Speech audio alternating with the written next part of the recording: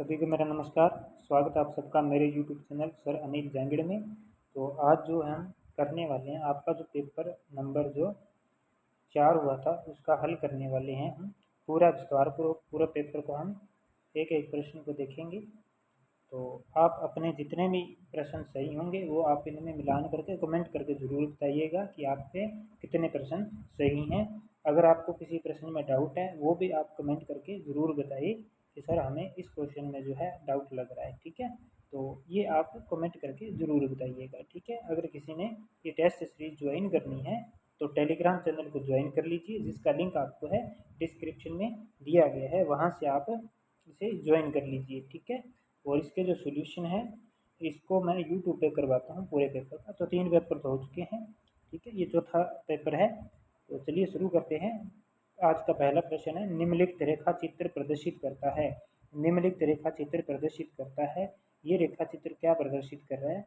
अल्पाधिकार में मूल्य निर्धारण, या गुटबंदी में मूल्य कीमत निर्धारण, या कीमत नेतृत्व कीमत निर्धारण, या उपयुक्त में से कोई नहीं। इसके अनुसार जो इसका आंसर होगा सी होगा, कीमत नेतृत्व या कीमत निर्धारण। ठीक है, ये रेखा चित्र जो है हमें कीमत नेतृत्व या हम कीमत निर्धारण जिसे बोलेंगे को हमें प्रदर्शित कर रहा है। ठीक है, इसके बाद में हम बात करेंगे प्रश्न नंबर 2 की। प्रश्न नंबर 2, यदि एक वस्तु की यदि एक यदि वस्तु की कुल पूर्ति यदि वस्तु की कुल पूर्ति कुछ व्यक्तियों अथवा फर्मों के द्वारा की जाती है तो इसे क्या कहेंगे? अगर कुछ व्यक्तियों द्वारा की जाती है तो इसे क्या कहेंगे? तो इसे अल्पाधिकार कहेंगे। एकाधिकार में जो है आपको पता ही है, पूर्ति की जो है अब उस पर जो है एक ही व्यक्ति का अधिकार होता है, द्विआधिकार में 2 का होता है, अल्पाधिकार में कुछ का होता है। ठीक है, कुछ एक जो विक्रेता जिसे हम बोल सकते हैं वो अल्पाधिकार में पाए जाते हैं। ठीक है, तो इसका आ जाएगा अल्पाधिकार, सी हो जाएगा इसका। ठीक है, इसके बाद हम बात करेंगे प्रश्न नंबर 3 की। कीमत विभेद की स्थिति तब संभव है जब बाजार में कीमत विभेद की स्थिति कब संभव है? देखिए, एकाधिकार की स्थिति में जो है मूल्य विभेद संभव हो सकता है। ठीक है, एकाधिकार ऐसी स्थिति में होता है जो कि अपनी उत्पादित वस्तु की विभिन्न इकाइयों को अलग अलग उपभोक्ताओं को अलग अलग मूल्य पर बेच सकता है। ठीक है, तो इसका आएगा बी नंबर, इसका हो जाएगा बी। ठीक है, इसके बाद में बात करते हैं प्रश्न नंबर 4 की। मुद्रा का कार्य है विनिमय का माध्यम, मूल्य मापन, मूल्य संचय। तो ये सभी जो मुद्रा के कार्य हैं डी। ठीक है, इसके बाद में हम बात करेंगे 5 नंबर प्रश्न की। 5वां प्रश्न है, अन्य बातें समान रहें, कीमत में कमी के परिणाम स्वरूप मांग के परिवर्तन को कहते हैं। अन्य बातें समान रहे, कीमत में कमी के परिणाम स्वरूप अगर मांग में परिवर्तन होता है, कीमत में कमी हो जाए, इसके परिणाम स्वरूप मांग के परिवर्तन को क्या कहेंगे? तो इसे हम जो है मांग में विस्तार कहेंगे। क्या कहेंगे? मांग में विस्तार कहेंगे। चलिए रेखा चित्र दोबारा बताते हैं। ये हमारा मांग वक्र है। मान लीजिए पहले कीमत ये थी। ठीक है, अब अगर मान लीजिए कीमत में कमी हो जाए, ठीक है, पहले कीमत ओपी थी। ठीक है, ओपी थी, अब कीमत मान लीजिए घटकर ओपी 1 हो जाती है, ओपी 1 हो जाती है। तो मांग मात्रा आप देख ही रहे हो, मांग मात्रा यहाँ से घट गई, यानी कि सॉरी बढ़ गई। मांग क्या होगी? बढ़ गई। मांग में क्या होगी? वृद्धि होगी। मांग में क्या होगी? वृद्धि होगी। तो ये मांग में क्या हुआ है? विस्तार हुआ है। ठीक है, मांग में विस्तार हुआ है, सॉरी मांग में वृद्धि नहीं, मांग में विस्तार हुआ है। ठीक है, इसे मांग में विस्तार बोलेंगे। ठीक है, उसके बाद में बात करेंगे निम्न निम्न चित्र निम्न चित्र किस स्थिति को प्रदर्शित करता है? कौन सी स्थिति को प्रदर्शित कर रहा है? चित्र को ध्यान से देख लीजिएगा। अब इसके अपने ऑप्शन देखते हैं। ऑप्शन देखते हैं, तो ये रहे ऑप्शन इसके। इसके ऑप्शन है, पूर्ण प्रतियोगिता के अंतर्गत सामान्य लाभ, पूर्ण प्रतियोगिता के अंतर्गत असामान्य लाभ, या पूर्ण प्रतियोगिता के अंतर्गत हानि, या उपयुक्त में से कोई नहीं। तो छठे का क्या होगा? पूर्ण प्रतियोगिता के अंतर्गत जो है सामान्य लाभ को जो है ये चित्र प्रदर्शित कर रहा है। ठीक है, ये चित्र जो है, ठीक है, ध्यान से देख लीजिएगा। इसके बाद में हम बात करेंगे प्रश्न नंबर 7 की। 7 नंबर प्रश्न देखिए। प्रश्न नंबर 7 देखिए, घाटे की वित्त व्यवस्था का प्रयोग होता है। घाटे की वित्त व्यवस्था का प्रयोग होता है हमेशा मुद्रास्फीति बढ़ाने वाला, या हमेशा विकास दर बढ़ाने वाला, या आर्थिक विकास के लिए सीमित मात्रा में प्रयोग उचित प्रयोग। ठीक है, तो इसका सी होगा, 7वें का क्या होगा, सी होगा। घाटे की वित्त व्यवस्था का प्रयोग जो है आर्थिक विकास के लिए सीमित मात्रा में प्रयोग। ठीक है, इसके बाद में बात करते हैं प्रश्न नंबर 8 है, निम्न अर्थशास्त्रियों में से किसने अल्पकाल के लिए बेरोजगारी की दर तथा मुद्रास्फीति की दर के मध्य अनुभाविक संबंध दिया था? किसने अनुभाविक संबंध दिया था?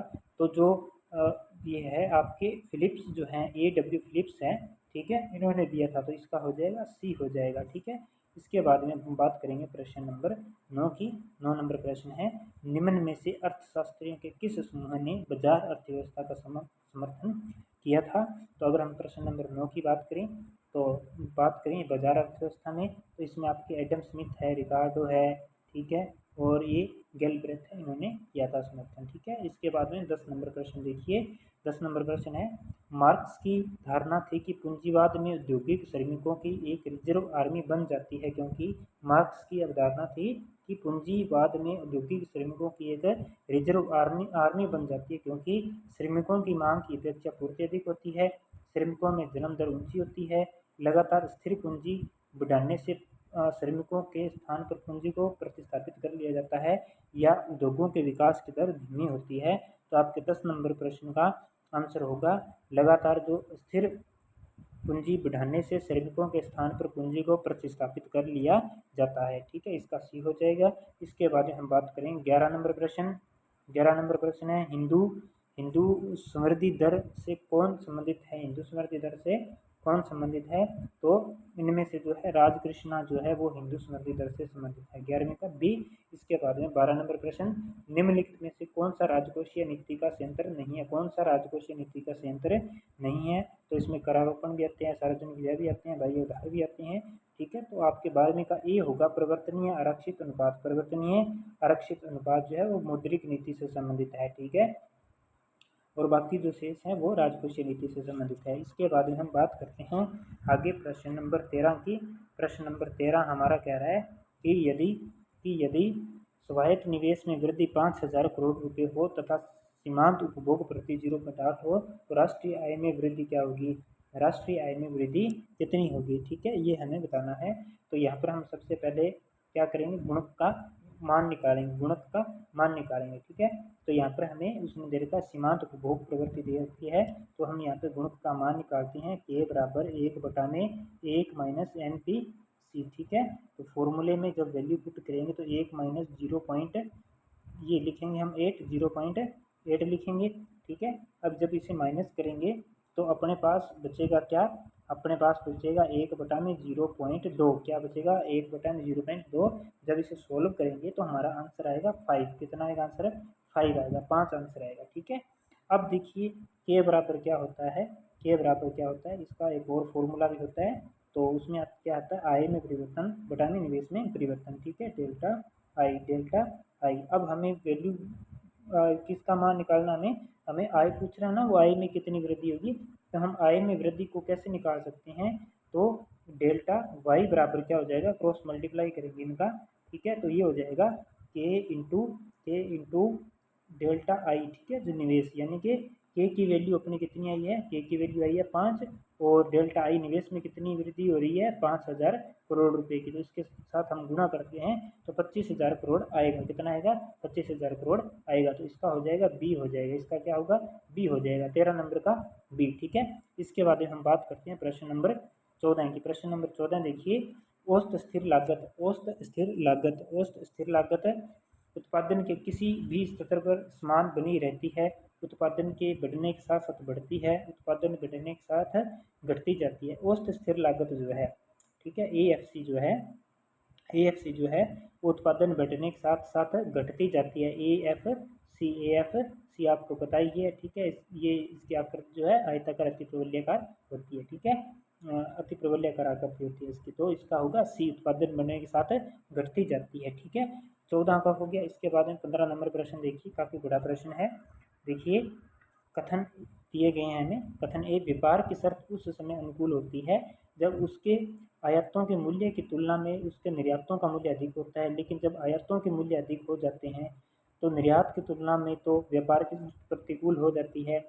ठीक है। और इसका कारण दे रखा है कि व्यापार की शर्त की प्रतिकूलता को नियंत्रित करने के लिए प्रशुल्क प्रभार का प्रयोग किया जाता है, जिससे आयातित वस्तु का मूल्य बढ़ जाता है और आयात में कमी उत्पन्न होने लगती है, ठीक है।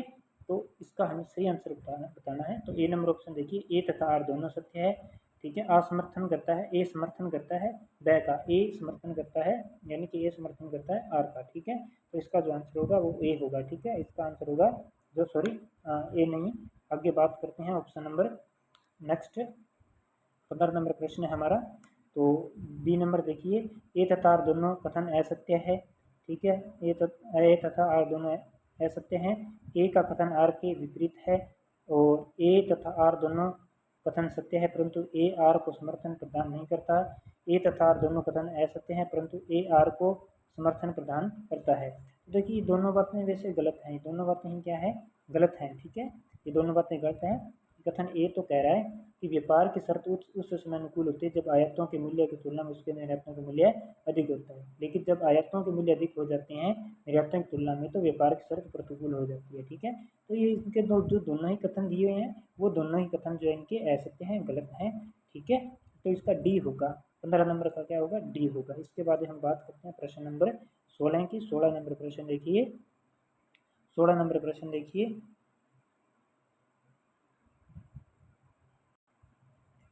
एक मिनट मैं वापस आपको इसी प्रश्न पर लेके चलता हूँ 15वें पर। 15वें का ए ही होगा भी, ठीक है। 15वें का ए ही होगा, ठीक है। ये दोनों कथन सत्य है, ठीक है। दोनों कथन क्या है, दोनों कथन सत्य हैं। सॉरी पहले ये थोड़ा गलत बता दिया मैंने।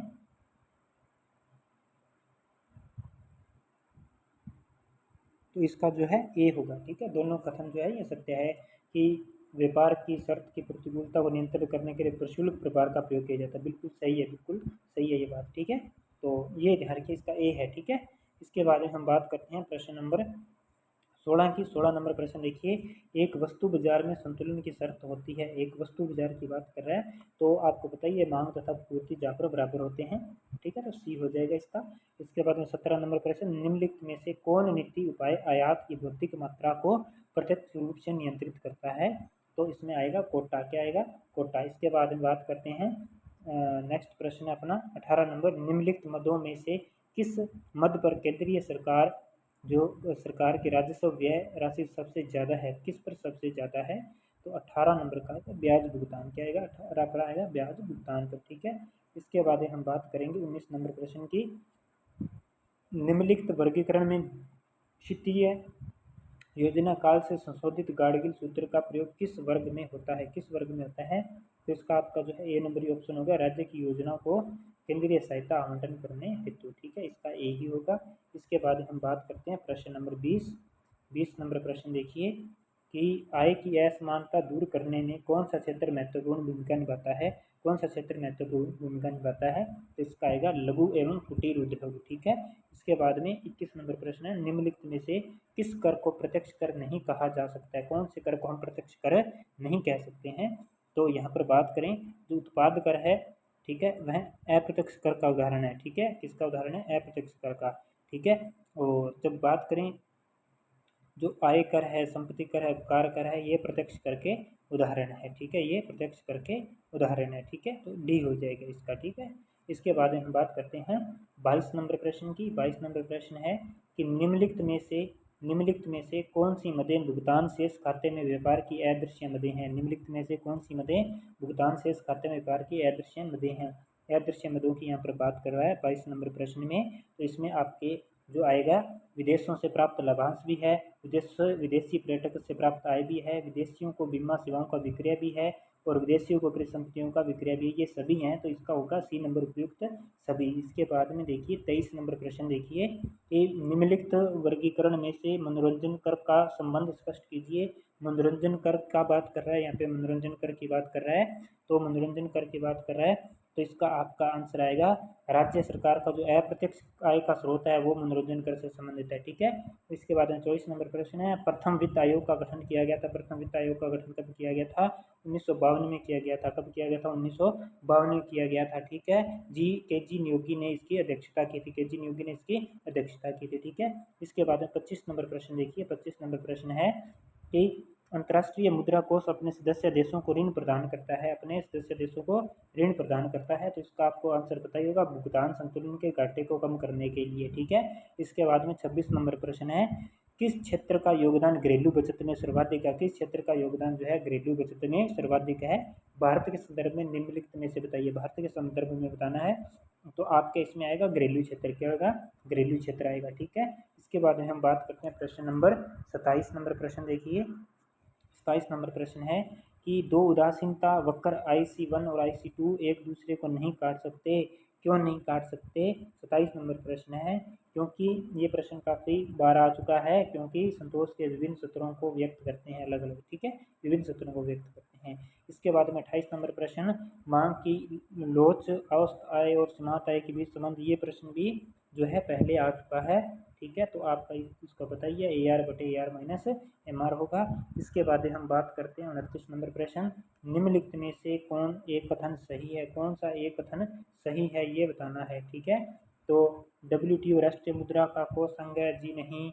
WTO संयुक्त राष्ट्र अंग है, जी नहीं। WTO एक अमेरिकी व्यापार संगठन है, जी नहीं।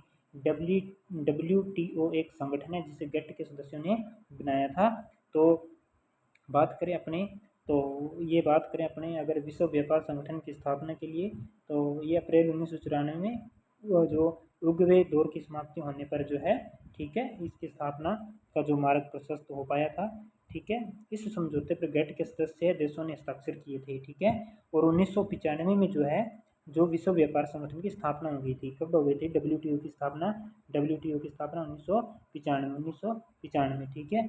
अगर बात करें भारत में WTO की स्थापना की, ठीक है, तो इससे संबंधित जो समझौता है वो 30 दिसंबर 1994 को, ठीक है, सहमति हो गई थी, ठीक है। और गेट एक स्थायी अंतर्राष्ट्रीय संस्था है, ठीक है। तो इसका जो होगा आपके डी होगा, ठीक है, 29 नंबर का डी होगा। इसके बाद में बात करते हैं 30 नंबर प्रश्न, औद्योगिक रुग्णता की समस्या के समाधान के लिए सुझाव देने के लिए गोस्वामी समिति की नियुक्ति कब की गई थी?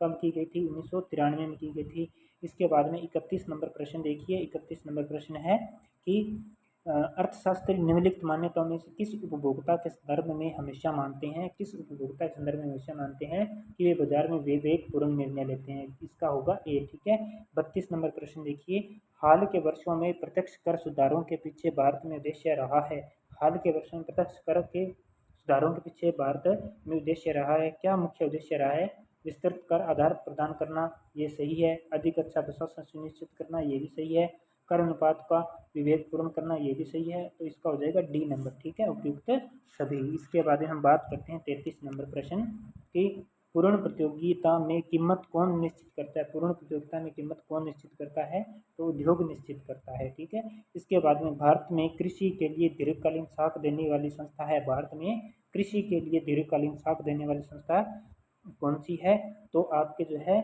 कृषि के लिए दीर्घकालीन ऋण जो है भूमि विकास बैंक देता है। कौन देता है? भूमि विकास बैंक देता है, ठीक है। इसके बाद में हम बात करते हैं प्रश्न नंबर 35 की, 35 नंबर प्रश्न की। और प्रश्न से पहले मैं आपसे एक बात कर लूँ, प्लीज़ क्लास को आप जो है लाइक ज़रूर कीजिए, और आपको बार बार कहता हूँ कमेंट करके बताइए अगर आपको कोई डाउट हो, डाउट न हो, अगर क्लास अच्छी लगे तो भी कमेंट करके बताइएगा ज़रूर, ठीक है। और क्लास को शेयर ज़रूर कीजिए, ज़्यादा से ज़्यादा शेयर कीजिए, ठीक है। इसके बाद हम बात करते हैं आगे। 35 नंबर प्रश्न है कि सामान्यतः दीर्घकाल में एकाधिकारी को सदैव अति सामान्य लाभ मिलता है, सामान्यतः दीर्घकाल में एकाधिकारी को सदैव अति सामान्य लाभ मिलता है, क्योंकि क्यों मिलता है अति सामान्य लाभ? क्योंकि फर्मों के प्रवेश पर क्या होता है? प्रतिबंध होता है, क्या होता है? प्रतिबंध होता है, ठीक है। इसके बाद में 36 नंबर प्रश्न देखिए।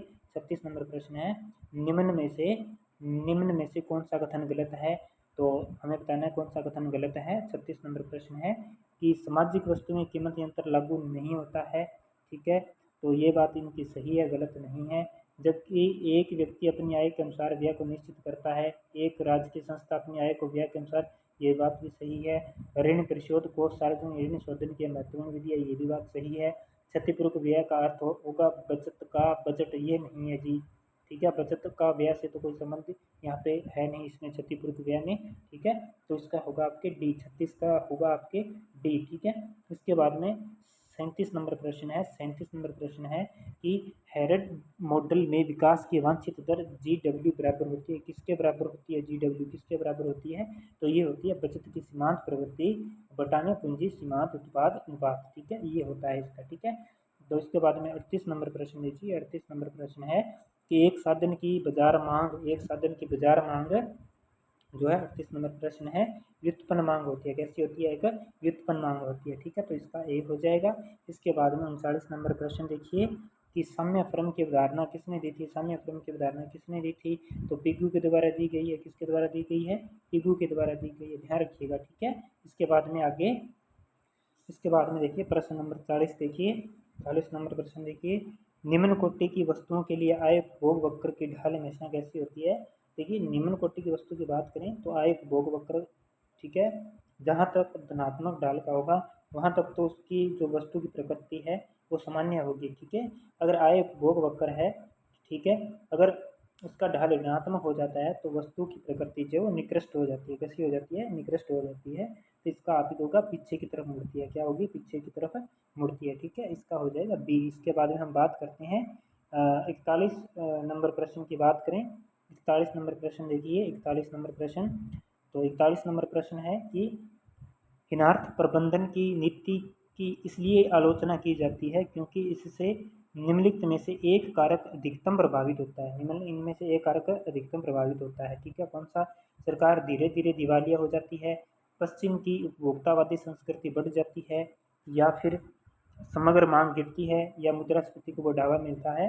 तो इसका डी होगा, मुद्रास्फीति को बढ़ावा मिलता है, ठीक है। इसके बाद में 42 नंबर प्रश्न है। 42 नंबर प्रश्न देखिए कि प्रोफेसर पीटी बाबर के अनुसार आर्थिक विकास का प्रमुख सूचक है। आर्थिक विकास का प्रमुख सूचक क्या है? तो आर्थिक विकास का सूचक है ऊंची प्रति व्यक्ति आय, ठीक है, ऊंची प्रति व्यक्ति आय। इसके बाद में 43 नंबर प्रश्न है कि लाभ का पारितोषिक क्या है? लाभ का पारितोषिक क्या है? लाभ का पारितोषिक है अनिश्चितता वहन करने का, ठीक है, ये ध्यान रखिए, अनिश्चितता वहन करने का पारितोषिक जो है लाभ, ठीक है। इसके बाद हम बात करते हैं प्रश्न नंबर 44, एक देश गरीब है क्योंकि वह गरीब है, ये किसका कथन है? ये किसका कथन है? ये नर्कसे का कथन है, ध्यान रखिएगा, ठीक है। नर्कसे के अनुसार जो है अल्प विकसित देशों में निर्धनता का दुष्चक्र, ठीक है, इस तथ्य से जो है उत्पन्न होता है, ठीक है। वहाँ पर क्या है कि पूंजी की कमी, ठीक है, मार्केट की अपूर्णता, आर्थिक पिछड़ापन, ये सब जो है ठीक है पाए जाते हैं। कुल उत्पादकता कम होती है, ठीक है, तो ये ध्यान रखिएगा। और वहाँ पर जो बचत की भी दर जो है निम्न होती है, ठीक है, तो इसका ए होगा नर्क से के, ठीक है, नर्क से का ये, ठीक है। इसके बाद में हम बात करते हैं 45 नंबर, निम्न में से विश्व अर्थव्यवस्था के तृतीय स्तंभ किसे कहते हैं? निम्न में से विश्व अर्थव्यवस्था का तृतीय स्तंभ जो है विश्व व्यापार संगठन को कहा जाता है। किसे कहा जाता है? विश्व व्यापार संगठन को कहा जाता है, ध्यान रखिएगा। 45 का होगा आपके, ठीक है, सी। इसके बाद हम बात करते हैं प्रश्न नंबर 46 की बात करें। प्रश्न नंबर 46 की, तो 46 नंबर प्रश्न देखिए कि यदि बचत की प्रवृत्ति सीमांत प्रवृत्ति 0.125 हो तो निवेश गुणक का मान क्या होगा? तो अगर जब वो बचत की सीमांत प्रवृत्ति दे दें तो हम गुणक के मान निकालने के लिए जो फॉर्मूला प्रयोग में करेंगे वो करेंगे 1/MPS, 1/MPS करेंगे, ठीक है। तो अब एक NPS की वैल्यू दे रखी है 0.125, ठीक है। जब इसका हम क्या करेंगे, इसको सॉल्व करेंगे, इसका पॉइंट हटाएंगे तो 1000 से गुणा करेंगे, पॉइंट हट जाएगा तो 125 बन गया, ठीक है। अब इस 125 को हम क्या करेंगे, एक इस पे देंगे भाग, ठीक है, किस पे? 1000 पे देंगे, इस पे भाग देंगे, ठीक है। तो भाग देने पर जो आंसर प्राप्त होगा वो आंसर प्राप्त होगा 8। कितना आएगा? 8 आएगा, ठीक है। इसके बाद में बात करते हैं प्रश्न नंबर 47, एक एकाधिकारी निर्धारित कर सकता है, क्या निर्धारित कर सकता है? एक एकाधिकारी जो है वो कीमत तथा उत्पादन निर्धारित कर सकता है, इसका होगा बी, ठीक है। इसके बाद में 48 नंबर प्रश्न, विकुंचित मांग की धारणा को किसने विकसित किया था? किसने विकसित किया था? स्वीजी ने किया था। किसने किया था? स्वीजी ने किया था, ठीक है। इसके बाद में हम बात करते हैं 49 नंबर क्वेश्चन। 49 नंबर प्रश्न देखिए। 49 नंबर प्रश्न, राजकोषीय नीति का तात्पर्य है। राजकोषीय नीति का क्या तात्पर्य है? खुले बाजार की क्रिया है, या आरक्षित उत्पाद में परिवर्तन है, या विदेशों से ऋण लेना है, या करारोपण और सरकारी व्यय से है, ठीक है। तो ये आपका क्लास में पढ़ा हुआ भी है, इसका आएगा डी, ठीक है, करारोपण और सरकारी व्यय से है, ठीक है। इसके बाद में 50 नंबर प्रश्न, वेगनर की परिकल्पना संबंधित है। वेगनर की परिकल्पना संबंधित है, किससे संबंधित है? तो सार्वजनिक व्यय से संबंधित है। किससे संबंधित है? ये सार्वजनिक व्यय से संबंधित है, ठीक है। तो 50 प्रश्न पूरे हो चुके हैं। आपसे रिक्वेस्ट है कि प्लीज़ चैनल को शेयर कीजिए ज़्यादा से ज़्यादा, और सब्सक्राइब नहीं किया तो सब्सक्राइब कर लीजिए, ठीक है। इसके बाद में हम बात करते हैं प्रश्न नंबर 51 की। 51 नंबर प्रश्न देखिए। 51 नंबर प्रश्न, 51 नंबर प्रश्न कि बाजार कीमत है, ठीक है। तो जो बाजार कीमत है, ठीक है, ये जो है अल्पकालीन संतुलन कीमत है। कैसी है?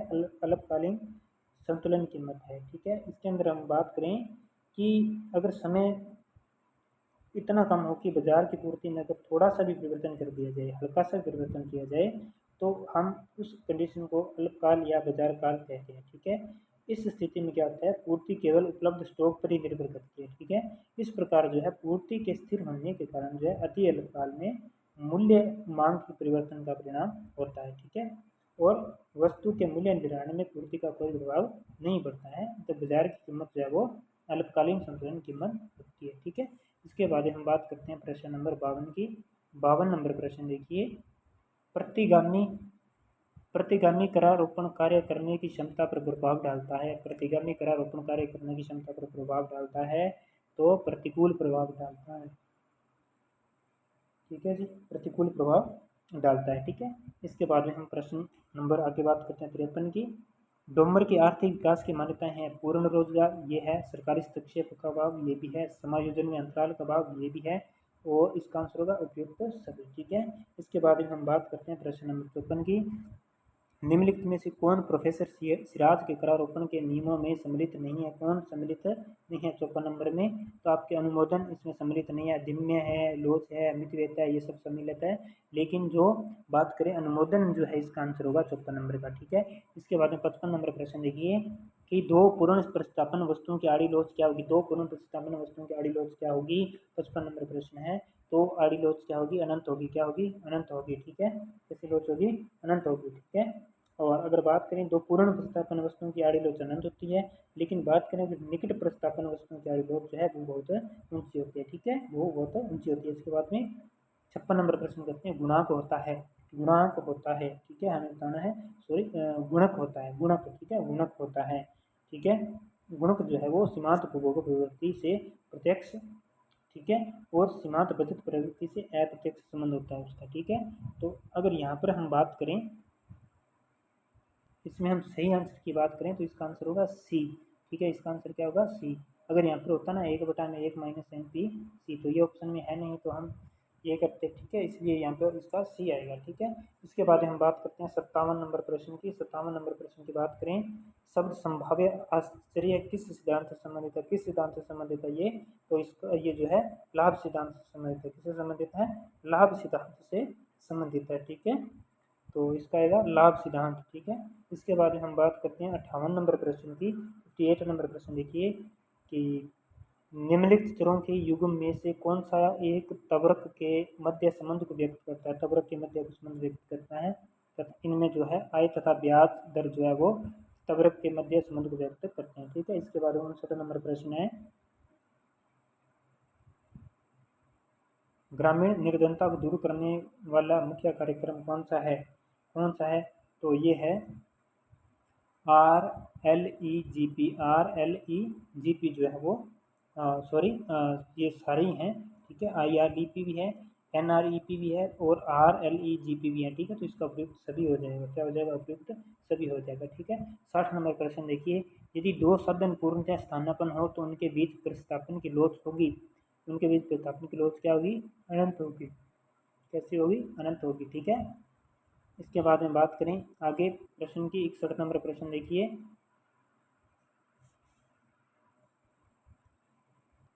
61 नंबर प्रश्न देखिए, एक रैखिक मांग वक्र के लिए कीमत की सापेक्ष मांग की लोच मांग वक्र के प्रत्येक बिंदु पर कैसी होती है? अगर हम रैखिक मांग वक्र की बात करें, ठीक है, रैखिक मांग वक्र की बात करें, ठीक है, तो इसके प्रत्येक बिंदु पर मांग की लोच जो है शून्य और अनंत के बीच होती है, ठीक है। शून्य और अनंत के क्या होती है? बीच होती है। यहाँ पर शून्य, ठीक है, यहाँ पर अनंत, ठीक है, शून्य और अनंत के बीच होती है, ठीक है। तो इसका जो है डी होगा। क्या होगा? डी होगा। इसके बाद में 62 नंबर प्रश्न देखिए। 62 नंबर प्रश्न है कि तरलता जाल की स्थिति में ब्याज की दर होती है शून्य, अधिकतम, न्यूनतम। शून्य, अधिकतम, न्यूनतम, ठीक है। तो अगर बात करें हम तरलता जाल की स्थिति में ब्याज की दर जो है वो क्या होती है, न्यूनतम होती है। क्या होती है, न्यूनतम होती है। ठीक है। इसके बाद में 63 नंबर प्रश्न है, पूरक वस्तुओं के लिए मांग की तिर्यक लोच क्या होती है, ऋणात्मक होती है। क्या होती है, ऋणात्मक होती है। मांग की तिर्यक लोच जो है पूरक वस्तुओं के संबंध में कैसी होती है, ऋणात्मक होती है। ठीक है। और स्थानापन्न वस्तुओं के संबंध में कैसी होती है, धनात्मक होती है। और स्वतंत्र वस्तुओं के संबंध में कैसी होती है, शून्य होती है। ठीक है। इसके बाद में हम बात करते हैं प्रश्न नंबर 64 की। 64 नंबर प्रश्न देखिए, 64 नंबर प्रश्न है, निम्न कर में प्राप्त आय राज्यों में नहीं बांटी जाती। कौन से कर से प्राप्त आय जो है वो राज्य आय में नहीं बांटी जाती है, तो निगम कर की जो आय है वो नहीं बांटी जाती। ठीक है। इसके बाद में 65 नंबर प्रश्न है, निम्न पंचवर्षीय योजना में विकास की दर अधिकतम रही थी। कौन सी पंचवर्षीय में, 7वीं पंचवर्षीय योजना में अधिकतम रही थी, जो कि 5.81% थी। कितनी थी, 5.81% थी। ठीक है। इसके बाद में 66 नंबर प्रश्न है, बाजार कीमत है, बाजार कीमत है तो अल्पकालीन संतुलन कीमत है। ठीक है। ये प्रश्न रिपीट हो चुका है।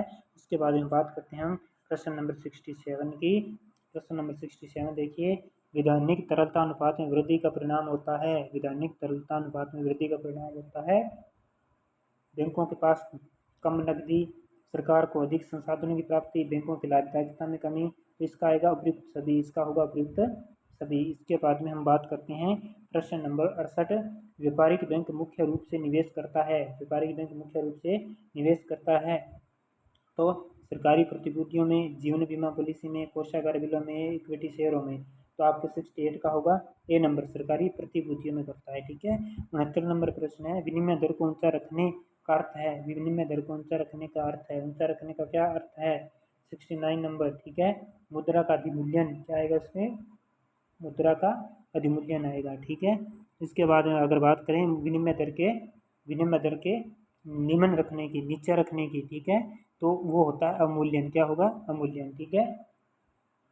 अब देखिए प्रश्न नंबर 70, किसी देश का व्यापार संतुलन प्रतिकूल होता है जब उनके, देखिए व्यापार से संतुलन होता है जब उसके जो है निर्यातों से आयात अधिक हो, निर्यातों से जो आयात हैं वो अधिक हों। ठीक है। किसी राष्ट्र का जो व्यापार संतुलन प्रतिकूल कब होता है, जब निर्यात से आयात अधिक होते हैं। ठीक है। इससे जो राष्ट्रीय आय का जो अधिकांश भाग है वो बाहरी देश में चला जाता है। ठीक है।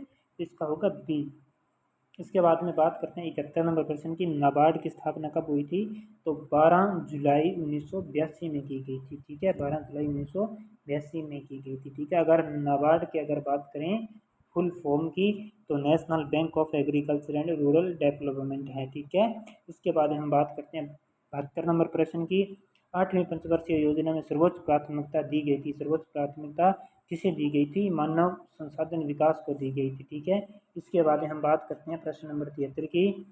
73 नंबर प्रश्न है कि अमर्त्य सेन को अर्थशास्त्र के लिए नोबेल पुरस्कार कब मिला था, तो 1998 में मिला था। ठीक है। 1998 में मिला था। ठीक है। इसके बाद हम बात करते हैं आगे, भुगतान असंतुलन को दूर करने के लिए क्या किया जाना चाहिए। भुगतान असंतुलन को दूर किया जाना करने के लिए, ठीक है, तो राष्ट्र को राष्ट्रीय आय में कमी की जानी चाहिए। राष्ट्रीय आय में क्या की जानी चाहिए, कमी की जानी चाहिए। ठीक है। इसके बाद हम बात करते हैं, जब दो वस्तुएं पूर्ण प्रतिस्थापन होती हैं तो तटस्थता वक्र कैसा होता है। जब दो वस्तुएं पूर्ण प्रतिस्थापन होती है तो तटस्थता वक्र जो है एक सीधी रेखा के रूप में होता है। अगर बात करें यहाँ पर पूरक वस्तुओं के, तो तटस्थता वक्र जो वो, ठीक है, एल आकार का होता है। ठीक है। इसके बाद हम बात करें आगे प्रश्न नंबर 76 की बात करें, 76 की बात करें तो आपके जो 75 नंबर का मैं बता देता हूँ। ठीक है। 75 नंबर का जो आपका आंसर होगा वो होगा एक सीधी रेखा। ठीक है। अब बात करते हैं 76 नंबर क्वेश्चन, 76 नंबर प्रश्न है। 76 नंबर प्रश्न देखिए कि निम्न कथनों में से कौन सा कथन सही नहीं है। कौन सा कथन सही नहीं है, सही नहीं है बताना है। तो उपभोक्ता के अतिरेक की मात्रा सामाजिक कल्याण की अवस्था को दिखाती है। ठीक है। उपभोक्ता अतिरेक व्यापार के लाभों के कुल योग का मापक होता है, या किसी अर्थव्यवस्था में उपभोक्ता अतिरेक वस्तुओं की कीमत से स्वतंत्र होता है, या बाजार मांग वक्र क्षैतिज होने की स्थिति में उपभोक्ता अतिरेक नहीं होता है। यहाँ पर बात करें जो उपभोक्ता का अतिरेक है, ठीक है, उपभोक्ता का अतिरेक जो है वो किसी वस्तु के उपभोग से प्राप्त होने वाली संतुष्टि और उस वस्तु को प्राप्त करने के लिए किए गए त्याग का क्या होता है, अंतर होता है, ठीक है। अब यहाँ पर बात करें तो इसके आंसर की, तो इसका आंसर होगा सी, 76 का क्या होगा, सी होगा आंसर, ठीक है। इसके बाद हम बात करते हैं 77 नंबर प्रश्न की बात करें तो इसके बात करें कृषि जो है का पूरा नाम बताना है, कृषि का पूरा नाम क्या है, इसका नाम है credit rating information services of India limited, ठीक है। ये क्या है, भारत की एक प्रमुख क्रेडिट रेटिंग एजेंसी है, ठीक है। तो इसका जो आपका आंसर होगा ए होगा, credit rating rating information services of India limited, ठीक है, ए होगा इसका, ठीक है। इसके बाद हम बात करते हैं प्रश्न नंबर 78 की। 78 नंबर प्रश्न देखिए कि भारतीय रुपये की विनिमय दर आजकल किस प्रकार निर्धारित की जाती है, किस प्रकार निर्धारित की जाती है, ठीक है। वर्तमान में जो भारतीय रुपये की विनिमय दर का निर्धारण जो है वो बाजार की शक्तियों के द्वारा होता है, बाजार की शक्तियों के द्वारा होता है। यह जो है चालू खाते में रुपये की परिवर्तनीयता के कारण होता है, ठीक है। और इसका जो आपका आंसर होगा सी होगा, क्या होगा, सी होगा, क्या होगा, सी होगा, ठीक है। सी होगा कि यह बाजार में निर्धारित होती है, परंतु रिजर्व बैंक बाजार में हस्तक्षेप करता है जब बाजार दर में सॉरी जब बाजार दर में बहुत अधिक उतार चढ़ाव की संभावना होती है तो ऐसा वास्तव में होता है। तो 78 का आपके सी होगा, ठीक है, बाजार की शक्तियों के द्वारा इसका निर्धारण होता है, ठीक है। इसके बाद में 79, निम्न में से कौन भारत में प्रशासनिक कीमत कही जाएगी, कौन सी प्रशासनिक कीमत कही जाएगी, तो इनमें से जो पेट्रोल की कीमत है वो प्रशासनिक कीमत कही जाएगी, ठीक है। अगर बात करें यहाँ पर हम जो नई आर्थिक नीति 1991 के लागू होने के पहले की बात करें, जो सीमेंट और पेट्रोल जो थे इनकी जो कीमतें प्रशासनिक कीमतों के अधीन आती थी, ठीक है। अब क्या हुआ कि सीमेंट और इस्पात की कीमतों पर से सरकारी नियंत्रण को हटा लिया गया है, ठीक है। इसके बाद हम बात करते हैं 80 नंबर प्रश्न की। 80 नंबर प्रश्न देखिए कि यदि अर्थव्यवस्था में इस वर्ष 8% स्फीति आंकी जाए तो इसका अर्थ क्या होगा, इसका क्या अर्थ होगा, ठीक है। इसका अर्थ होगा कि स्फीति से तात्पर्य है वस्तुओं और सेवाओं की कीमतों में वृद्धि, वस्तुओं और सेवाओं की कीमतों में वृद्धि, ठीक है। इसका अर्थ निकल के आएगा उपभोक्ता वस्तुओं की कीमतों में 8% तक की वृद्धि हो जाएगी, ठीक है, इसका होगा ए। इसके बाद में हम बात करते हैं 81 नंबर प्रश्न की। हेरल्ड मॉडल में वांछित वृद्धि दर बनाए रखने के लिए प्रत्येक क्रमिक काल में आय की वृद्धि दर, प्रत्येक क्रमिक काल में आय की वृद्धि दर, आय की वृद्धि दर जो है वो बढ़ते परिणाम में होनी चाहिए, कैसे होनी चाहिए, बढ़ते परिणाम में होनी चाहिए, इसका होगा ए, ठीक है। इसके बाद में प्रश्न नंबर देखिए 82 नंबर प्रश्न है, MRTP कानून कब से लागू की गई, MRTP कानून कब से लागू की गई थी, ठीक है। तो ये जो है आपके 1970 में लागू की गई थी, कब लागू की गई थी, 1970 में लागू की गई थी, ठीक है। एकाधिकारी एवं प्रतिबंधक व्यापार, एकाधिकारी एवं प्रतिबंधक व्यापार, ठीक है। तो इसका आंसर आएगा सी, ठीक है। इसके बाद में 83 नंबर प्रश्न है कि यदि सी सीमांत उपभोग प्रवृत्ति 0.75 हो, सीमांत उपभोग प्रवृत्ति 0.75 हो तो गुणक का मूल्य क्या होगा, ये तो देखिए बहुत बार आ गया, ठीक है। आप फॉर्मूला लगाएंगे, ठीक है, 1/1 माइनस एम पी सी, ठीक है। और इस फॉर्मूले को लगाकर इसे हम सोल्व करेंगे तो 1/1 माइनस 0.75 में दे रखा है, इसे माइनस करेंगे तो 1.25 हमारे पास बचेगा।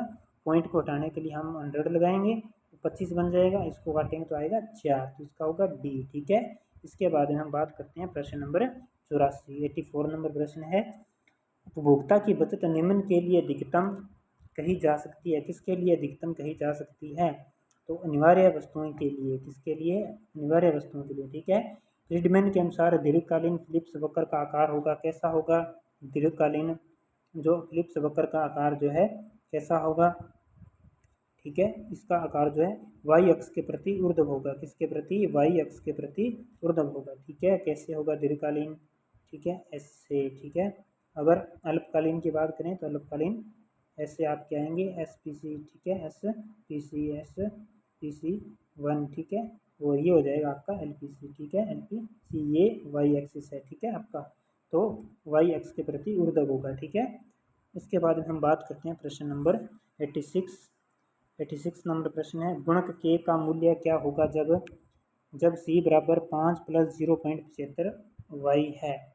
ठीक है, तो यहाँ पर हम क्या करेंगे, यहाँ पर हम जो MPC का यहाँ पर हमें जो है दे रखी है वैल्यू 0.75। ठीक है, MPC की वैल्यू इस समीकरण में हमें दे रखी है ये रही। ठीक है, तो इसका मूल्य निकालने के लिए हम जो है जो पीछे सूत्र फॉर्मूला यूज़ किया था वही फॉर्मूला हम यहाँ पर यूज़ करने वाले हैं। 1 माइनस 0.75 वही इसका 4 बीज हम निकाल के गए थे, इसका आंसर इसका बी आ जाएगा। ठीक है, इसके बाद हम बात करते हैं 87 नंबर प्रश्न, an inquiry into the nature and causes of the wealth of nation के लेखक कौन है, ये आपको पता ही होगा, एडम स्मिथ। ठीक है, ये तो सभी जानते हैं। इसके बाद हम बात करते हैं अगले प्रश्न की। और एक और बात, उस पुस्तक का सन भी याद रखिएगा, 1776 सन भी याद रखिएगा। ठीक है, इसके बाद में 88 नंबर प्रश्न है, एक सामान्य मांग वक्र की ढाल होती है। एक सामान्य मांग वक्र का ढाल कैसा होता है, ऋणात्मक होता है। ठीक है, इसके बाद में 89 नंबर प्रश्न है, राष्ट्रीय लाभांश किसी समाज की आय का वह भाग है जिसे मुद्रा द्वारा मापा जा सकता है। ये परिभाषा किसकी है, ये परिभाषा किसकी है, तो ये परिभाषा जो है वो पीगू की है। ठीक है, इसके बाद में 90 नंबर प्रश्न है, वर्तमान में राष्ट्रीय स्तर पर ग्रामीण शाखा का संचालन करने वाली सर्वोच्च संस्था कौन सी है, सर्वोच्च संस्था कौन सी है, तो नाबार्ड है। कौन सी है वो, नाबार्ड है, जिसकी स्थापना कब हुई थी, 1982 में हुई थी। कब हुई थी, 1982 में जो है नाबार्ड की स्थापना हुई थी। ठीक है, जुलाई 1982। ठीक है, इसके बाद हम बात करेंगे 91 नंबर प्रश्न, 91 नंबर प्रश्न देखिए कि तुलनात्मक लागत सिद्धांत के प्रतिपादक हैं, ये तो आपको पता ही होगा, प्रोफेसर डेविड रिकार्डो। ठीक है, उन्होंने 1917 में जो है एक पुस्तक आई थी इनकी, the principle of political economy and taxation.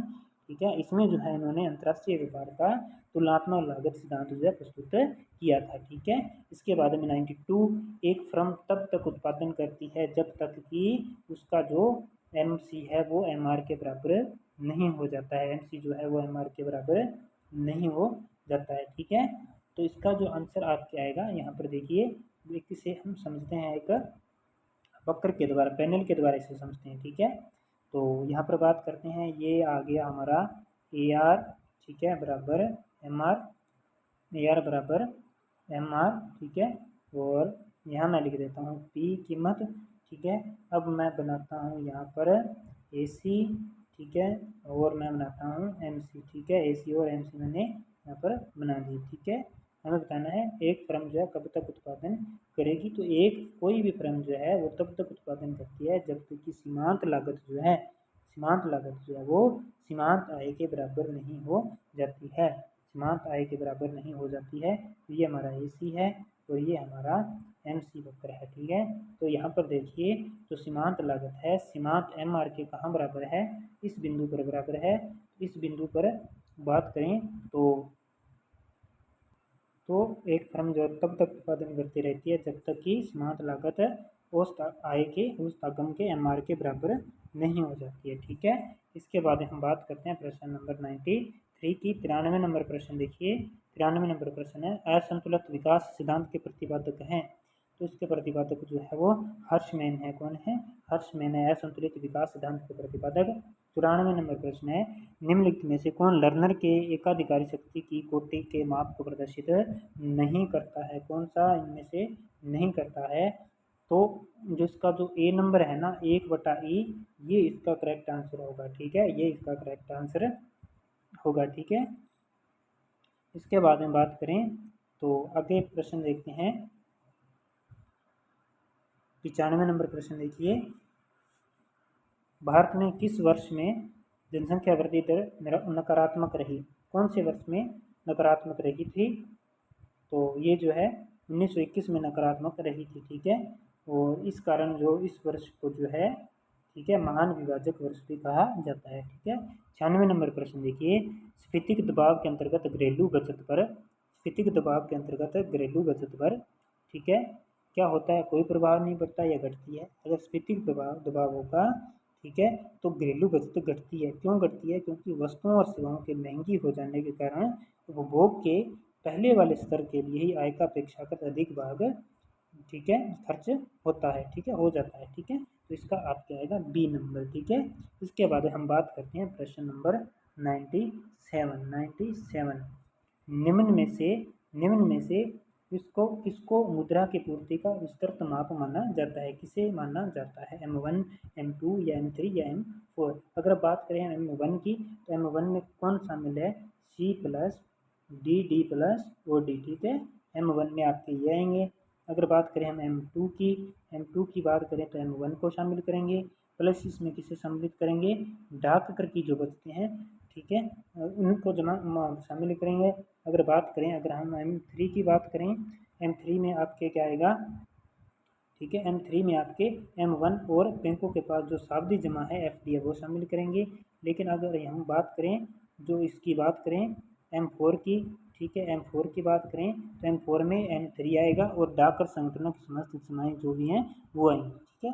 इसका जो आंसर होगा वो C होगा, ठीक है। मुद्रा की पूर्ति का विस्तृत माप जो M3 को माना जाता है, ध्यान रखिएगा, विस्तृत माप जो है M3 को माना जाता है, ठीक है। अगर आपको प्रश्न में कोई डाउट लगता है तो आप कमेंट करके ज़रूर बताएं, ठीक है। इसके बाद हम बात करते हैं प्रश्न नंबर 98 नंबर क्वेश्चन देखिए कि सट्टा प्रयोजन के लिए मुद्रा मांग निर्भर करती है, किस पर निर्भर करती है, सट्टा प्रयोजन के लिए ब्याज दर निर्भर करती है, बिल्कुल सिंपल है। इसके बाद में 99 नंबर प्रश्न है, नवे वित्त आयोग के अध्यक्ष कौन थे, नवे वित्त आयोग के जो है NKP साल्वे थे, ठीक है। 100वां प्रश्न है आज का। 14 बड़े वाणिज्य बैंकों का राष्ट्रीयकरण कब किया गया था, तो 1969 में किया गया था, ठीक है, इंदिरा गांधी की द्वारा किया गया था, याद रखिएगा, ठीक है, जुलाई 1969 में, ठीक है। तो 100 प्रश्न आज के कंप्लीट हो चुके हैं, 50 प्रश्न रहे हैं, ठीक है। साथ साथ में आप ध्यान करते रहिए कि आपके कितने प्रश्न सही हो रहे हैं। और प्रश्न अगर आपको कोई प्रश्न नहीं आता है, ठीक है, यहाँ पर तो आप सभी कर लेते हो, पीछे भी ये मैंने बात की थी इससे लेकर, तो आपने क्या करना है, अगर आपको कोई प्रश्न नहीं आता तो एक बार उसे छोड़ के करके देखिए, क्योंकि आपको पता है एग्ज़ाम में नेगेटिव मार्किंग है, ठीक है, एग्ज़ाम में क्या है, नेगेटिव मार्किंग होगी। तो आपको जो प्रश्न नहीं आते हैं उन्हें छोड़कर आप इन प्रश्नों को करके देखिएगा, ठीक है, इन प्रश्नों को छोड़कर करके देखिए, ठीक है।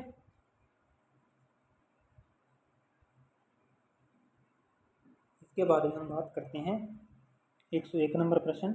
101 नंबर प्रश्न देखिए, उत्पादन निशेष प्रमेय आधारित है, उत्पादन निशेष प्रमेय किस पर आधारित है, तो स्थिर पैमाने के प्रतिफल पर आधारित है। उत्पादन निशेष प्रमेय है जिसका प्रतिपादन जो है विक्सटेड ने किया था, ठीक है। और इस प्रमेय में क्या है कि यदि उत्पादन स्थिर पैमाने के प्रतिफल के अंतर्गत किया जाएगा, यदि उत्पादन स्थिर पैमाने के प्रतिफल के अंतर्गत किया जाएगा तो साधन की मजदूरी उसकी सीमांत उत्पादकता के बराबर हो जाएगी, ठीक है। अगर वो सीमांत उत्पादकता के अगर मजदूरी बराबर हो जाएगी तो संपूर्ण उत्पादन साधनों के मध्य बंट जाएगा और शेष कुछ भी नहीं बचेगा, ठीक है। तो इसका होगा स्थिर पैमाने के प्रतिफल, ठीक है। इसके बाद में हम बात करेंगे 102 नंबर प्रश्न की। 102 नंबर प्रश्न देखिए कि अवसर लागत को निम्नवत भी परिभाषित किया जा सकता है। अवसर लागत को और किस रूप में, विकल्प की त्याग लागत के रूप में भी इसे कहा जा सकता है। इसके बाद में हम बात करते हैं द्वितीय श्रेष्ठ की त्याग लागत, इसका आंसर आएगा, ठीक है, ये जो अवसर लागत है, ठीक है, इसकी बात करें तो इसे वैकल्पिक लागत, स्थानांतरण मूल्य भी कहते हैं इसे, ठीक है। और इसके अंदर बात करें आगे, ठीक है, तो इसका जो आंसर होगा वो होगा द्वितीय सर्वश्रेष्ठ की त्याग लागत, द्वितीय सर्वश्रेष्ठ की त्याग लागत, ठीक है, इसका आएगा डी आएगा, ठीक है, बी नहीं, इसका डी आएगा। 103 नंबर का देखिए, आय तथा प्रतिस्थापन प्रभाव की व्याख्या के लिए लागत अंतर विधि का प्रयोग किसने किया था, तो ये स्लुस्की ने किया था, ठीक है, सिल्डस्की ने किया था, बी होगा इसका। इसके बाद में 104 नंबर प्रश्न देखिए कि सकल राष्ट्रीय उत्पादन में मध्यवर्ती वस्तुएं शामिल नहीं की जाती है, सकल राष्ट्रीय उत्पादन में मध्यवर्ती वस्तुएं शामिल नहीं की जाती है, क्यों नहीं की जाती है, क्योंकि इससे क्या होता है, दोहरी गणना की समस्या उत्पन्न हो जाती है, इसका होगा बी नंबर, ठीक है। इसके बाद में प्रश्न नंबर देखिए 105, हिंदू वृद्धि दर की संकल्पना किसने की भी, ठीक है, राजकृष्ण ने, किसने की थी, राजकृष्ण ने की थी, ठीक है, ध्यान रखिएगा, ठीक है। इसके बाद में दोहरी गणना से अभिप्राय क्या है, दोहरी गणना से वस्तु की गणना में, ठीक है, दीवार होती, ठीक है, यानी कि दोहरी गणना, ठीक है, दो बार गणना हो जाना, ठीक है। दो बार गणना करने से इसका अर्थ है दोहरी गणना से, ठीक है। इसके बाद में बात करें आगे प्रश्न नंबर 107 की, असंतुलन समृद्धि के हेरोड मॉडल में निम्नलिखित में से क्या एक स्थिर नहीं है? कौन सा एक स्थिर नहीं है? तो इनमें वास्तविक वृद्धि दर जो है वो स्थिर नहीं है, वास्तविक वृद्धि दर जो है वो स्थिर नहीं है, ठीक है। इसके बाद में हम बात करते हैं 108 नंबर प्रश्न की, यदि उपभोक्ता बजट रेखा के नीचे है, यदि उपभोक्ता बजट रेखा के नीचे है तो इसका तात्पर्य क्या होगा? यदि उपभोक्ता बजट रेखा के नीचे है, ठीक है, तो इसका अर्थ ये है कि उपभोक्ता जो है अपनी कुल आय खर्च नहीं कर पा रहा है, ठीक है। ये मान लीजिए बजट रेखा है, इसके नीचे की बात कर रहा है वो, ठीक है, इसके नीचे की बात कर रहा है, इसका अर्थ है कि मैं अपनी कुल आय खर्च नहीं कर पा रहा है, ठीक है। ये जो है उसकी संपूर्ण क्षेत्र जो है उसकी आय का क्षेत्र है, ठीक है। इसके बाद हम बात करेंगे 109 नंबर प्रश्न की, भारत के संपूर्ण ग्रामीण क्षेत्र में नरेगा कब लागू हुआ था? 2 फरवरी 2006 को, 2 फरवरी 2006 को जो है वो इसे जो है लगभग 200 जिलों में लागू किया गया था, 200 जिलों में लागू किया गया था, ठीक है। और बात करें अगर इसके वैसे लागू होने की, तो 1 अप्रैल 2008 से लगभग पूरे देश में लगभग सभी जिलों में जो है इसे लागू कर दिया गया था, ठीक है, 1 अप्रैल 2008 से। इसके बाद में हम बात करते हैं 110 नंबर प्रश्न, 110 नंबर प्रश्न देखिए, 110 नंबर प्रश्न है कि योजना आयोग के अनुसार 1993-94 भारत में गरीबी रेखा के नीचे रहने वालों की कुल जनसंख्या का प्रतिशत कितना था? 2000 और 1993-94 का बताना है। 1993-94 में जो है जो ये 36% था, कितना था? 36% था, ठीक है। अगर 1999 की बात करें तो ये 26% था, ठीक है।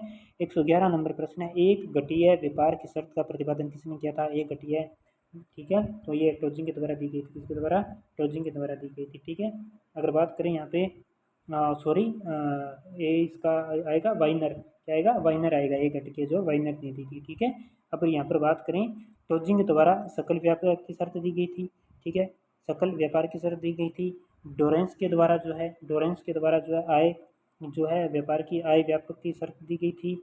और जो जैकब वाइनर है ना, इनके द्वारा गटकीय एवं एक गटकीय तथा द्विगटकीय व्यापार की शर्त का प्रतिपादन किया गया था। तो इसका आंसर होगा डी होगा, इसका आंसर क्या होगा? डी होगा, वाइनर होगा, ठीक है। इसके बाद में 112 नंबर प्रश्न देखिए, 112 नंबर प्रश्न कि एकाधिकारी फर्म के सामान्य आय तथा लागत वक्र नीचे आरेख में दिए हुए हैं, फर्म का संतुलन किस बिंदु पर होगा? कौन से बिंदु पर फर्म का संतुलन होगा? तो यहाँ पर बात करें बिंदु जो ए आपको दिखाई दे रहा है, इस पर जो है फर्म का संतुलन बिंदु होगा, क्योंकि यहाँ पर जो है एम आर बराबर है एम सी के, एम आर बराबर है यहाँ पर एम आर जो बराबर है एम सी के, ठीक है, बिंदु ए पर, ठीक है। और संतुलन जो है वो ए बिंदु पर होगा, किस पर होगा? ए बिंदु पर होगा, ठीक है। यहाँ पर ए बिंदु पर जो है, ठीक है, यहाँ पर ये जो एम आर और एम सी है ये बराबर है, ठीक है।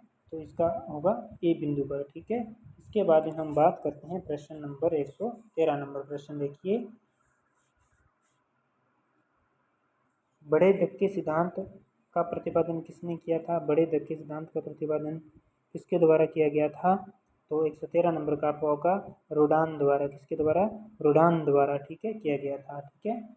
इसके बाद में बात करते हैं 114 नंबर प्रश्न, 114 नंबर प्रश्न, क्रय शक्ति क्षमता सिद्धांत की आलोचना में से एक महत्वपूर्ण आलोचना यह है कि अवमूल्यन की संभावनाओं की अनुमति नहीं देता, विभिन्न देशों की क्रय शक्ति की सही तुलना करना कठिन है, यह प्रशुल्क की अनुमति नहीं देता है, यह भुगतान शेष के असंतुलन के प्रभावों का अध्ययन नहीं करता है। इसका आपका जो आंसर होगा बी करेक्ट आंसर होगा। क्रय शक्ति क्षमता सिद्धांत की बात करें तो इसका जो प्रतिपादन है कैसल के द्वारा किया गया था, किसके द्वारा किया गया था? कैसल के द्वारा किया गया था। और इस सिद्धांत के अनुसार ये देखते हैं कि दो देशों की अपरिवर्तनीय मुद्राओं के मध्य साम्य जो है विनिमय दर उन देशों की मुद्रा इकाइयों की क्रय शक्ति के अनुपात द्वारा निर्धारित होती है, ठीक है। और इस सिद्धांत की जो आलोचना है वो इसलिए की जाती है कि विभिन्न देशों की मुद्राओं की क्रय शक्ति की सही माप एवं तुलना करना कठिन है, ठीक है।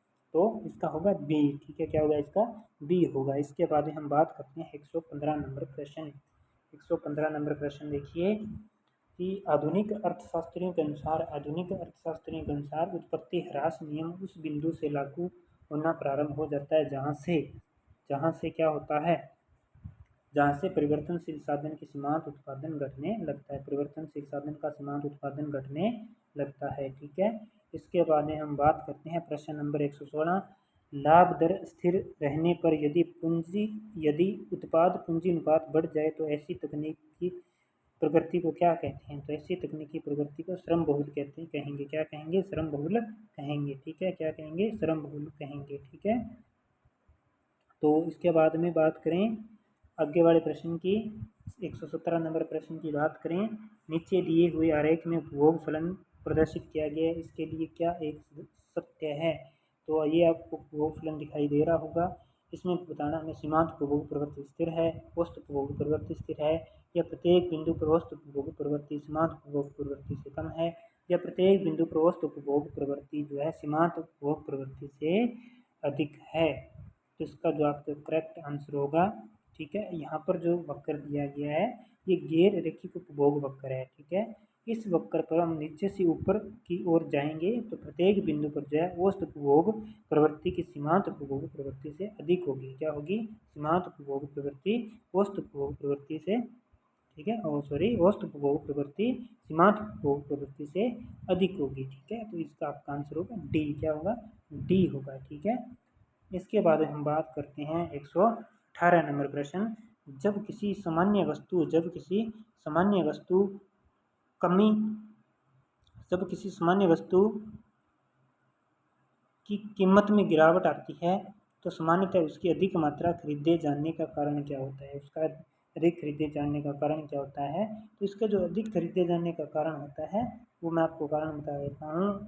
ठीक है, इसका जो अधिक खरीदे जाने का कारण होगा वो होगा आपके, इसमें धनात्मक प्रतिस्थापन प्रभाव भी शामिल है और जो है धनात्मक आय प्रभाव भी शामिल है। ठीक है, तो इसका जो आंसर ए और बी दोनों ऑप्शन होंगे। ठीक है, इसके बाद हम बात करते हैं प्रश्न नंबर 119 की। संतुलित समृद्धि सिद्धांत का संबंध है, संतुलित समृद्धि सिद्धांत का संबंध है किससे है जी? इसका संबंध तो नर्क से है। किससे है? नर्क से है। ठीक है, अल्पविकसित देशों में जो गरीबी का चक्कर तोड़ने के लिए जो नीति अपनाई जाती है, ठीक है, तो वो दो रणनीतियाँ अपनाई जाती है। पहली तो है संतुलित विकास रणनीति और दूसरी है असंतुलित विकास रणनीति। ठीक है, तो इसका जो आएगा आपके नर्क से आएगा। ठीक है, 120 नंबर प्रश्न है, इकोनॉमिक्स का लास्ट प्रश्न है ये। बाह्य मितव्ययिताओं की अवधारणा का प्रतिपादन किया था, किसने किया था बाह्य मितव्ययिताओं का? तो यंग के द्वारा किया गया था। ठीक है, किसके द्वारा किया गया था? यंग के द्वारा किया गया था। ठीक है, अब इस प्रश्न में कईयों को डाउट भी होगा कि ये तो मार्शल ने किया था, तो यहाँ पर मैं बता दूं कि जो बाह्य मितव्ययिताओं की धारणा का प्रतिपादन जो है वो मार्शल ने तो किया था। ठीक है, जो मार्शल के द्वारा किया गया था वो आंशिक संतुलन विश्लेषण से संबंधित था। ठीक है, तो यंग ने इसे क्या किया था? समस्त अर्थव्यवस्था में, ठीक है, लागू कर दिया गया था। ठीक है, फिर यहाँ पर मार्शल ऑप्शन में भी नहीं है, तो इसका ऑप्शन हम मानेंगे यंग मानेंगे। क्या मानेंगे? यंग मानेंगे। ठीक है, तो इकोनॉमिक्स के जो है 120 प्रश्न आपके हो चुके हैं। अब आपको 30 प्रश्न जो है वो मनोविज्ञान के प्रश्न शुरू होंगे। ठीक है, तो उम्मीद है आपको जो है क्वेश्चन समझ में आ रहे होंगे। प्लीज़ चैनल को सब्सक्राइब जरूर कर लीजिएगा और वीडियो अच्छी लगी तो लाइक ज़रूर कीजिए, कमेंट करके ज़रूर बताइएगा। आगे देखते हैं मनोविज्ञान के 30 प्रश्न। अब देखिए 121 नंबर प्रश्न। 121 नंबर प्रश्न है कि अध्यापन के समय अध्यापक को निम्नलिखित में से किसका सर्वाधिक ध्यान रखना चाहिए? किसका सबसे ज़्यादा ध्यान रखना चाहिए? विषय वस्तु का, विद्यार्थियों की आयु का, विद्यार्थियों की पारिवारिक पृष्ठभूमि का, व्यक्तिगत भिन्नता का। ठीक है, इसका आंसर होगा व्यक्तिगत भिन्नता का। 122 नंबर प्रश्न है, कटल लेविन के अनुसार समूह में जो परिवर्तन होते हैं उन्हें क्या कहा जाता है? ठीक है, गतिशीलता कहा जाता है। कटल के अनुसार क्या कहेंगे उन्हें? गतिशीलता। 123 नंबर प्रश्न है, मानसिक स्वास्थ्य में घनिष्ठ संबंध होता है। मानसिक स्वास्थ्य और किसमें जो है घनिष्ठ संबंध होता है? समायोजन में जो, ठीक है, समायोजन में जो है घनिष्ठ संबंध होता है। ठीक है, इसका होगा समायोजन। इसके बाद में 124 नंबर प्रश्न देखिए, निम्न में से कौन अधिगमकर्ता को सर्वाधिक अधिगमकर्ता को अधिक स्वतंत्रता देता है? कौन अधिक स्वतंत्रता देता है? 124 नंबर प्रश्न है, तो सृजनशीलतावाद जो है, ठीक है, वो जो है सबसे अधिक स्वतंत्रता प्रदान करती है। ठीक है, इसके बाद में 125 नंबर प्रश्न है, कि निम्नलिखित में से स्मरण करने की कौन सी विधि है स्मरण करने की, तो वो मित्रित विधि है। क्या है? मित्रित विधि है। ठीक है, इसके द्वारा अपने विचार जो है साहचर्य विधि दोनों, ठीक है, मिश्रित विधि और विचार साहचर्य विधि दोनों स्मरण की प्रमुख विधियां हैं। ठीक है, तो इसका जो सी आएगा, क्या आएगा? सी आएगा। ठीक है, मित्रित विधि और विचार साहचर्य विधि। ठीक है, 126 नंबर प्रश्न देखिए, निम्न में से कौन सा लक्षण किसी मापक उपकरण के लिए सर्वाधिक वांछनीय है? मापक उपकरण के लिए तो विश्वसनीयता। क्या? विश्वसनीयता। इसके बाद में 127 नंबर प्रश्न है, थ्रस्टन एवं लिकर्ट निम्न में से किसके मापन से संबंधित है? किसके मापन से संबंधित है? तो ये जो है अभिवृत्ति के मापन से संबंधित है। किसके? अभिवृत्ति के। ठीक है, इसके बाद में 128 नंबर प्रश्न देखिए कि उत्सुकता परीक्षण निम्न में से किसका घटक है? उत्सुकता परीक्षण निम्न में से किसका गठन है? तो ये जो है आपके 128 नंबर प्रश्न है, सृजनात्मकता का घटक है। किसका है? सृजनात्मकता का घटक है। 129 नंबर प्रश्न, निम्न में से कौन सृजनात्मकता से संबंधित नहीं है? सृजनात्मकता से संबंधित कौन सा इनमें से नहीं है? तो इसमें आएगा आपके मितव्ययिता। क्या आएगा? मितव्ययिता। ठीक है, जो इसमें बात करें सृजनात्मकता में, ठीक है, इसमें आपके मौलिकता, उपयोगिता, प्रवाह का गुण भी पाया जाता है। ठीक है, और इसका आंसर होगा कौन सा संबंध नहीं है? मितव्ययिता इससे संबंधित नहीं है। इसके बाद हम बात करते हैं प्रश्न नंबर 130 की, कि गेगने निम्न में से किससे संबंधित है? गेगने जो है इनमें से अधिगम का श्रेणी क्रम से संबंधित है। किससे संबंधित है? अधिगम के श्रेणी क्रम से। ठीक है, 130 नंबर प्रश्न है, बुद्धि लब्धि के संबंध में क्या सत्य है? बुद्धि लब्धि के संबंध में क्या सत्य है? तो इसमें बात करें तो बौद्धिक आयु से व्युत्क्रमी संबंधी है, कालानुक्रमिक आयु से प्रत्यक्ष संबंधित है, या कालानुक्रमिक आयु से व्युत्क्रमी संबंधी है। तो इसमें आप क्या आएगा कि बुद्धि लब्धि जो है वो कालानुक्रमिक आयु परस्पर जो है व्युत्क्रमानुपातिक रूप से संबंधित होती है। ठीक है, इसका सी होगा। क्या होगा? सी होगा। ठीक है, इसके बाद में 132 नंबर प्रश्न है कि 16 पीएफ का प्रयोग किसके मापन हेतु किया जाता है? किसके मापन हेतु किया जाता है? ये तो आपको लगभग पता ही होगा। ठीक है, ये व्यक्तिगत मापन हेतु किया जाता है, जो कि केटल के द्वारा, ठीक है, केटल के द्वारा दिया गया था। ठीक है, ये परीक्षण जो है केटल के द्वारा दिया गया था। ठीक है, तो इसका आएगा 132 का आएगा आपके सी। ठीक है, और बात करें अपने प्रश्न नंबर 133 की, बुद्धि का तरल मोजेक मॉडल किसके द्वारा दिया गया था? तो ये केटल के द्वारा दिया गया था। किसके द्वारा दिया गया था? केटल के द्वारा दिया गया था। और इनमें एक जो मनोवैज्ञानिक और भी शामिल हैं वो है हॉर्न। ठीक है, इसके बाद में हम बात करेंगे 134 नंबर प्रश्न की। 134 नंबर प्रश्न देखिए कि बच्चे के संज्ञानात्मक विकास हेतु उत्तम स्थान है। कौन सा है उत्तम स्थान?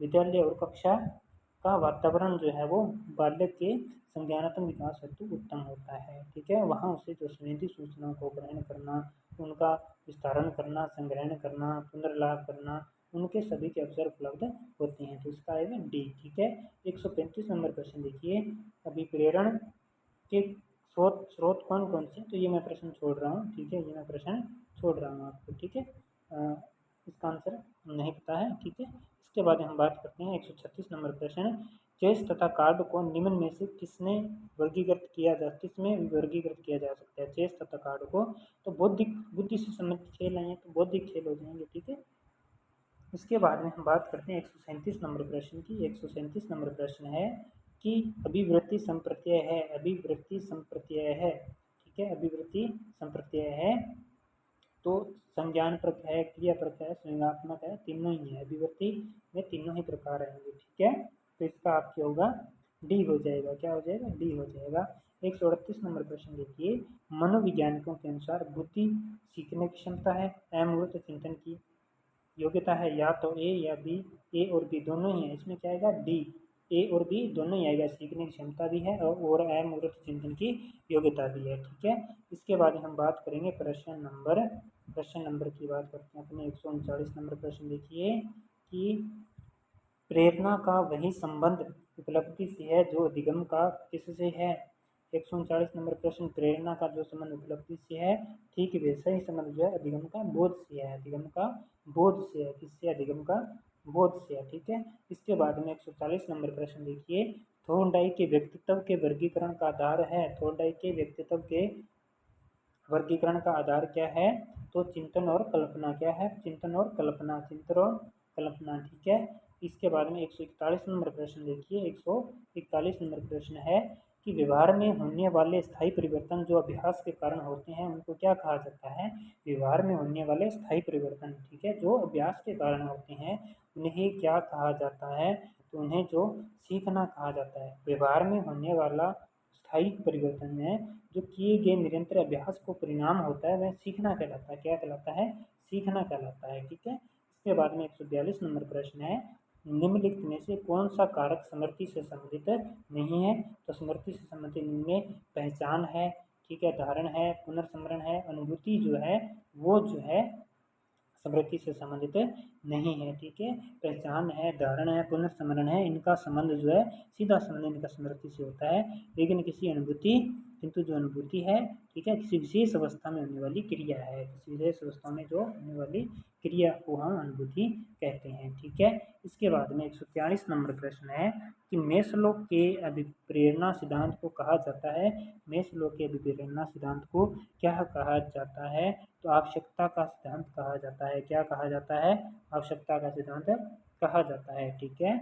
144 नंबर प्रश्न है कि प्रधानाध्यापक या वरिष्ठ शिक्षक के लिए विद्यालय में कौन सी नेतृत्व शैली बेहतर है? कौन सी नेतृत्व शैली बेहतर है? तो 144 का आएगा प्रजातांत्रिक नेतृत्व। ठीक है, प्रजातांत्रिक नेतृत्व। ठीक है। अब अगर बात करें 144 नंबर प्रश्न की, तो इसके अनुसार एक प्रधानाध्यापक या वरिष्ठ अध्यापक जो है विद्यालय प्रश्न में प्रजातांत्रिक नेतृत्व शैली का अनुसरण सर्वाधिक उपयुक्त रहता है। ठीक है। इसके बाद हम बात करेंगे आगे 145 नंबर प्रश्न की कि मानसिक स्वास्थ्य के नियमों को खोजना और उन्हें बनाए रखना अध्ययन का केंद्र बिंदु है। ठीक है। तो ये हमें बताना है 145 नंबर। ठीक है। ये जो है ड्रेवर द्वारा दी गई मानसिक स्वास्थ्य की परिभाषा है। ड्रेवर के द्वारा दी गई मानसिक स्वास्थ्य की परिभाषा है। इसके बाद में बात करेंगे 146 नंबर प्रश्न की, तो निम्नलिखित में से कौन सा भूलने का सिद्धांत है? कौन सा इनमें से भूलने का सिद्धांत है? तो जो प्रतीपकारी अवरोध है, ठीक है, विस्मरण, ठीक है, वो भूलने का वो सिद्धांत है। ठीक है, बी नंबर। इसके बाद में हम बात करते हैं 147 नंबर प्रश्न की। 147 नंबर प्रश्न देखिए, निम्नलिखित में से मानसिक विकार के लक्षणों को सभी दर्शाते हैं के सिवाय, किसके सिवाय? तो नशा, तनाव, चिंता के, संबंध के। तो 147 में आएगा संबंध को छोड़कर अन्य सभी जो मानसिक विकार के लक्षण हैं। ठीक है। तो इसका आएगा सी। इसके बाद में 148 नंबर प्रश्न है, विकास के किस काल को अत्यधिक दबाव और तनाव का काल कहा जाता है? कौन से काल को कहा जाता है? किशोरावस्था को कहा जाता है। किसे कहा जाता है? किशोरावस्था को कहा जाता है, जो कि अपने 13 से 19 वर्ष तक ये मानी जाती है। ठीक है। इसके बाद हम बात करेंगे पॉवलोव ने सीखने के अनुबंधन प्रतिक्रिया सिद्धांत का प्रतिपादन का प्रयोग किस पर किया था? किस पर किया गया था? पॉवलोव ने जो है कुत्ते पर किया था। किस पर किया था? कुत्ते पर प्रयोग किया गया था। ठीक है। इसका हो जाएगा सी। 150 नंबर प्रश्न है, अंतिम प्रश्न आज के पेपर का अपना। तो प्रश्न क्या है? सीखने के वक्र हैं। सीखने के वक्र क्या है? प्रगति के सूचक होते हैं। क्या होते हैं? प्रगति के सूचक होते हैं। लो जी, आपका पूरा पेपर हो चुका है कंप्लीट। उम्मीद करता हूँ कि आपको अच्छे से समझ में आया होगा। ठीक है। अगर आपको क्लास अच्छी लगी है तो प्लीज़ कमेंट करके ज़रूर बताया करें। अपने नंबर भी बताया करें। कोई क्वेश्चन में डाउट है वो भी साझा किया करें। ठीक है। तो ये आपके 4 पेपरों के पूरे विस्तारपूर्वक हल करवा दिए गए हैं। इनकी एक अलग से प्लेलिस्ट भी बना दी गई है। अगर किसी ने वो नहीं देखे हैं तो उसका लिंक जो है आपको आई बटन में भी मिल जाएगा और डिस्क्रिप्शन में भी मिल जाएगा, तो आप वहाँ से जाकर वो देख सकते हैं। ठीक है।